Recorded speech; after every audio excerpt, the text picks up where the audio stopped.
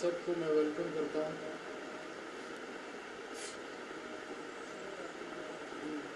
Distort ہو رہی ہے voice, کوئی پرابلم ہے یا پھر یہ نکال دیں تو میں ویسے بات کروں گا کیونکہ یہ اس کی آواز آ جائے گی کیونکہ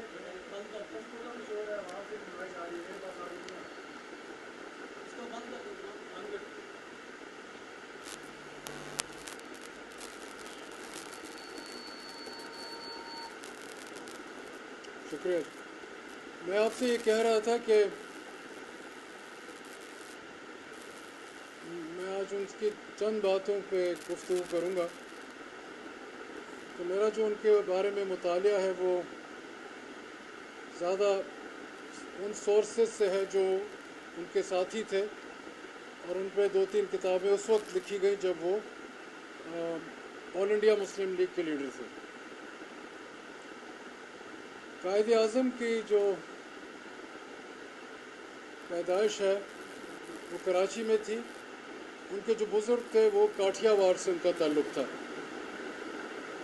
اور 16 سال کی عمر میں انہوں نے میٹرک کیا, برطانیہ گئے. 19 سال کی عمر میں وہ بیرسٹر بن چکے تھے لنکنز ان سے. اور جب وہ برطانیہ بطور اسٹوڈنٹ ہوتے تھے تو ان کو ایک بہت شوق تھا اس وقت کی جو, اور آج بھی وہی پارلیمان ہے, ہاؤس آف کامنز, کیونکہ وہ بائی کیمرل لیجسلیچر ہے, لوور ہاؤس اور اپر ہاؤس.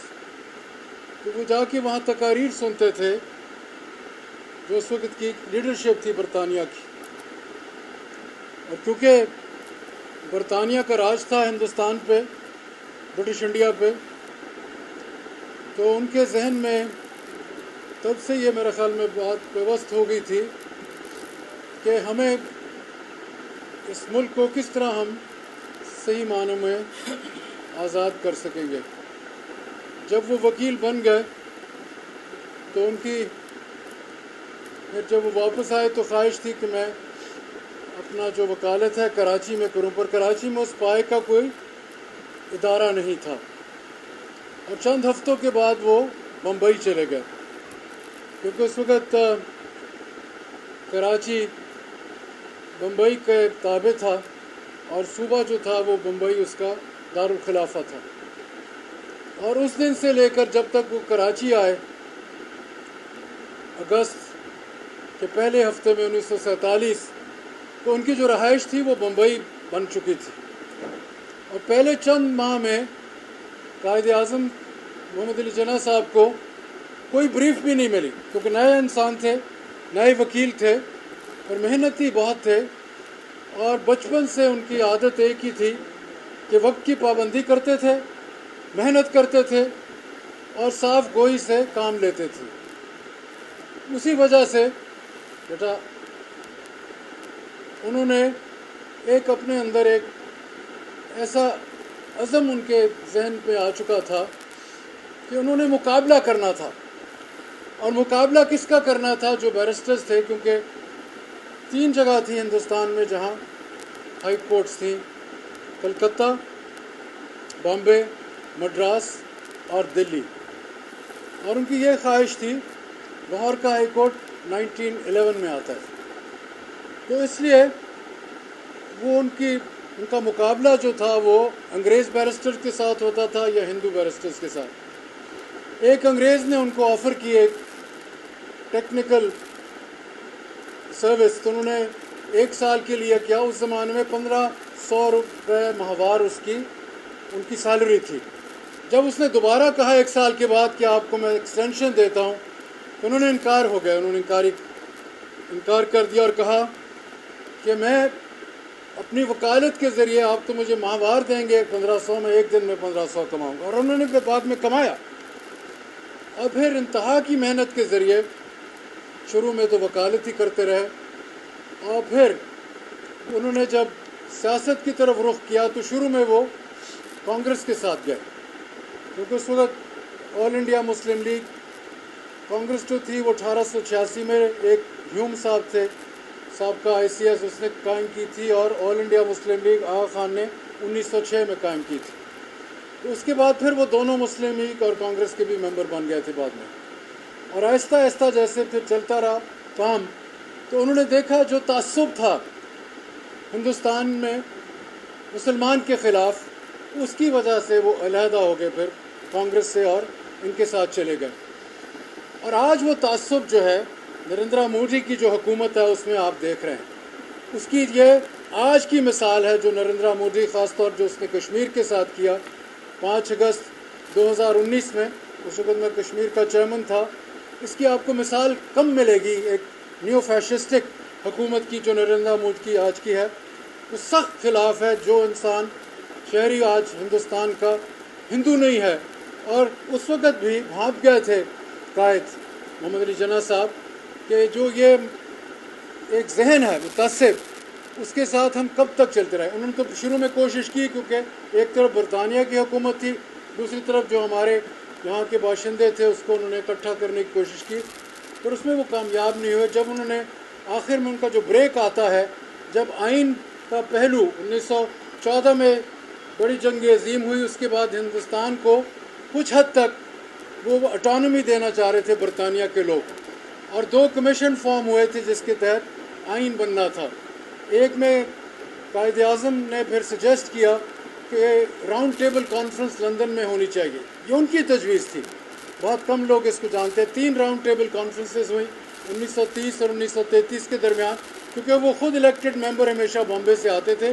ایک ریزرو سیٹ تھی محمد انس کی، اس کے اوپر وہ ہمیشہ منتخب ہو کے آتے تھے۔ انڈین لیجسلیٹو کونسل کے وہ ممبر ہیں جو اس وقت کی پارلیمان تھی، اور اس میں ہمیشہ ان کا ایک اپنا گروپ، انڈیپینڈنٹ گروپ ہوتا تھا جس کی وہ سربراہی کرتے تھے۔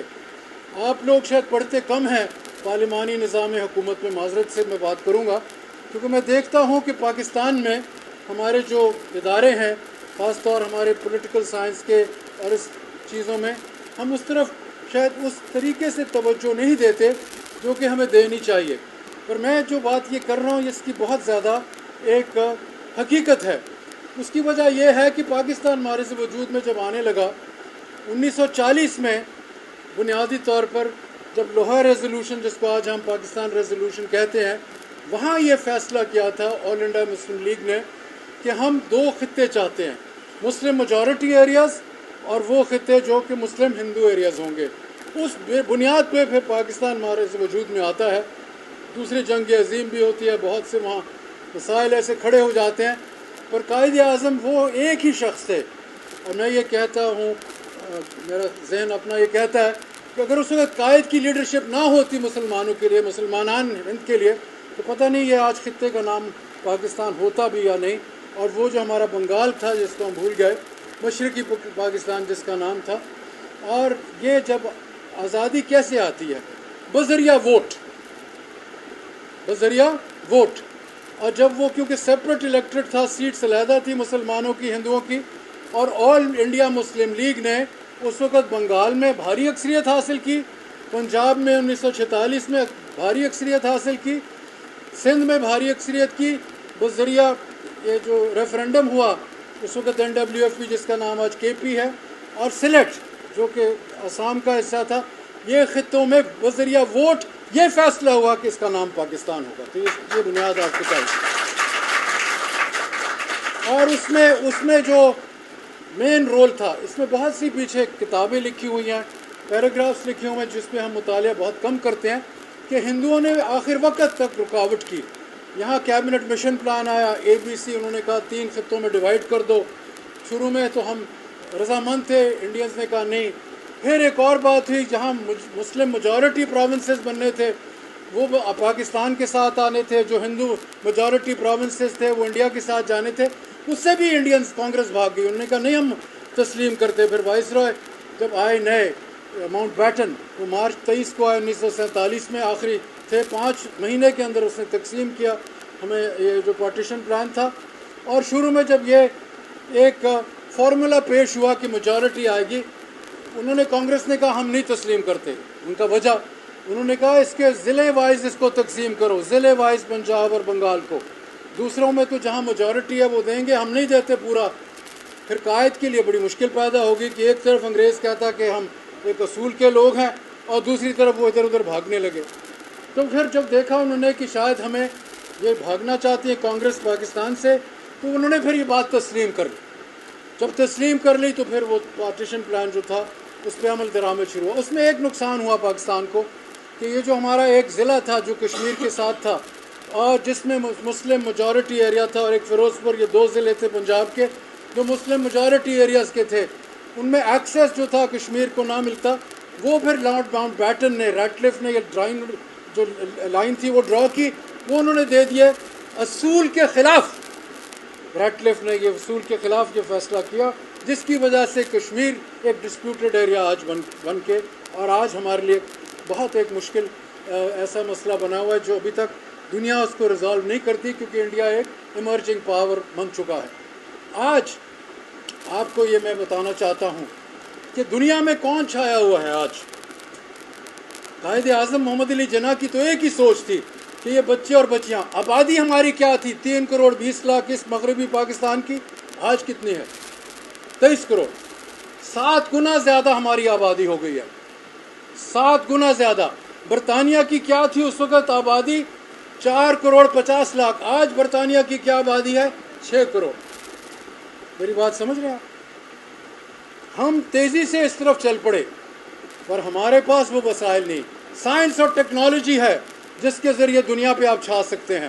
برطانیہ ایک چھوٹا سا جزیرہ تھا جس کو ہم گریٹ برٹن کہتے ہیں، Wales, Northern Ireland, Scotland اور انگلینڈ. اور وہ جو برٹش آئلز تھے وہ دنیا پہ صرف ایک وجہ سے چھا گئے، وہاں انڈسٹریل ریولوشن آ گئی 1760 میں. انہوں نے میس پروڈکشن